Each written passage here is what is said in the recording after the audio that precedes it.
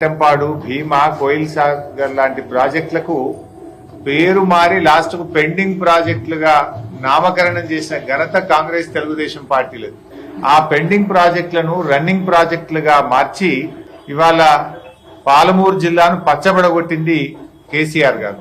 పాలమూరు జిల్లాలకు వలసలు వాపస్ వచ్చినాయంటే అది కేసీఆర్ గారి కృషి. అటువంటి కేసీఆర్ గారిని తిట్టడం, విమర్శించడం అనేటువంటిది అవివేకం. దాన్ని మేము తీవ్రంగా ఈరోజు ఖండిస్తా ఉన్నాం.